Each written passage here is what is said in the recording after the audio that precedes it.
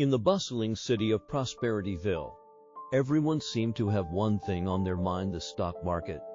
People from all walks of life were drawn to it. Like moths to a flame, the market was booming, and stories of overnight fortunes spread like wildfire. It was as if the city had found a golden goose, and everyone wanted their share. Amidst this frenzy lived a man named Jack. Jack was an average guy with a steady job, a loving family, and a small savings account.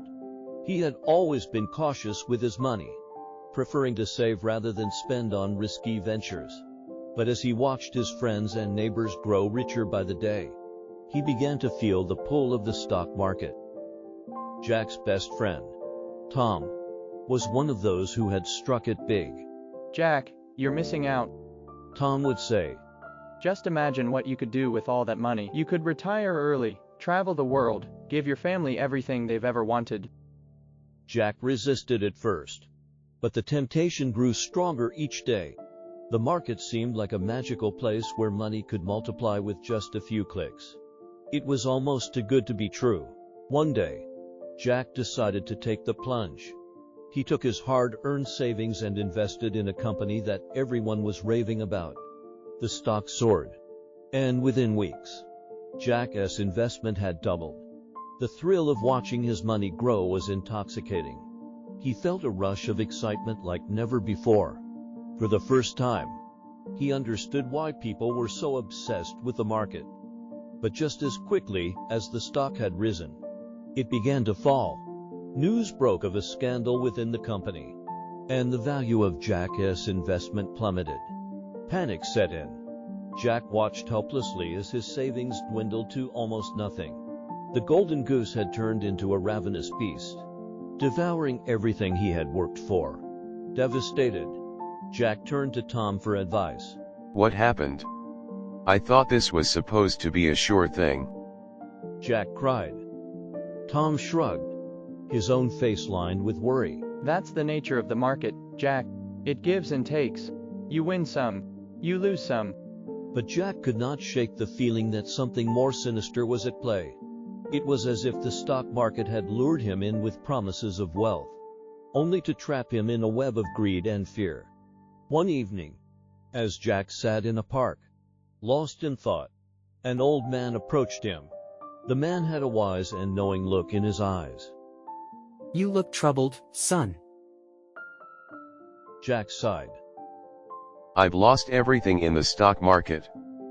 I thought it was a way to secure my future, but now it feels like it's just a trick, a devil in disguise." The old man nodded slowly. The stock market is a powerful force. It can create great wealth, but it can also destroy it just as quickly. It's not inherently evil, but it preys on our worst instincts: greed, fear, and the desire for quick gains.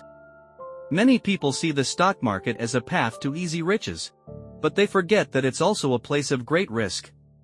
The devil, as you say, doesn't lie in the market itself, but in the temptations it presents. It's a test of your character, your patience, and your ability to resist the lure of greed. Jack realized that the old man was right. The stock market was not a devil in disguise, it was a mirror, reflecting the deepest desires and fears of those who entered it. It offered opportunities, but it also demanded respect and caution. You see, the market can be a tool for good if you approach it with wisdom and discipline. But if you let it control you, it can become your downfall. With newfound clarity, Jack decided to take a different approach. He would still invest, but with care and a clear mind. He would focus on the long term, avoiding the traps of quick gains and easy money.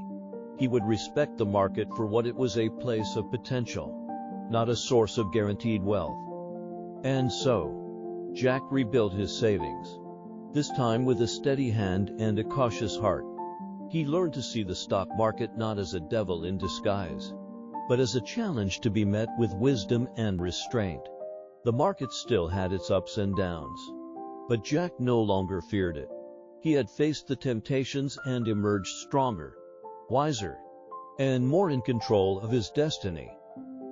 The story teaches that chasing quick money in the stock market without thinking carefully can lead to big losses. Greed can make us take risks we shouldn't.